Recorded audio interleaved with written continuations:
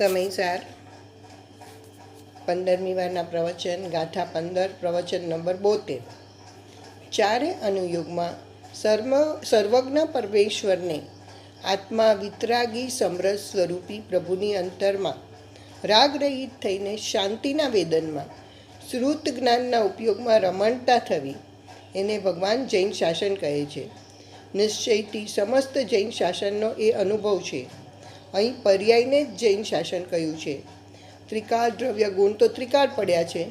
સમરસ સ્વભાવી આત્મા એના સન્મુખનું અંતરમાં અતિન્દ્રિય આનંદના વેદન સહિતના ભાવશ્રુતનો ઉપયોગ એને અહીંયા જૈન શાસનની અનુભૂતિ અથવા જૈન શાસન કહેવામાં આવે છે।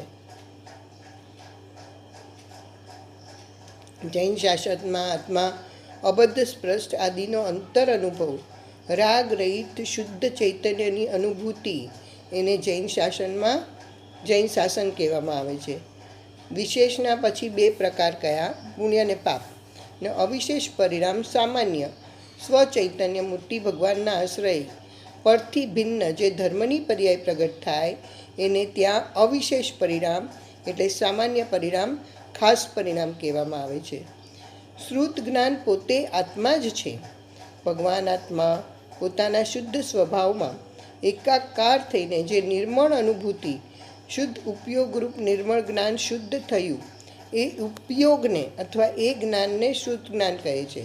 એને જૈન શાસન કહે છે, એને જૈન ધર્મ કહે છે, એને આત્મા કહે છે। તેથી જ્ઞાનની અનુભૂતિ તે જ આત્માની અનુભૂતિ છે।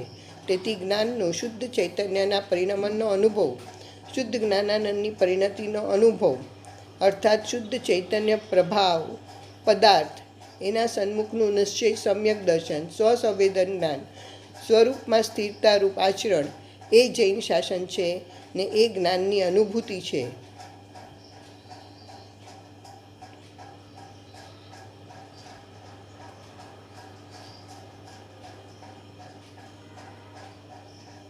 અગિયાર અંગનું નવપૂર્વનું જ્ઞાન રાગની મંદતા અને પરના લક્ષથી પોતામાં ક્ષયોક્ષમ થયો છતાં તે પરજ્ઞેય છે, ખરેખર સ્વજ્ઞેય નહીં, એમાં આસક્ત છે એટલે એને દુઃખનું જ વેદન છે। એક વિતરાગ જ એમ કહે કે અમારી સામે જોવું છોડી દે, તારી સામે જોવું તો તને લાભ થશે।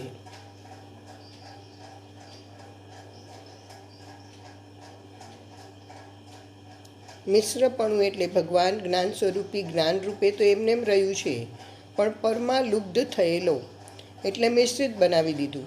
રાગ મિશ્રિત, પરજ્ઞેય મિશ્રિત, પરજ્ઞેયનું જ્ઞાન એને મિશ્રિત કરી નાખ્યું। એનો સ્વાદ લેતા એને સામાન્યનો અનુભવ આવતો નથી।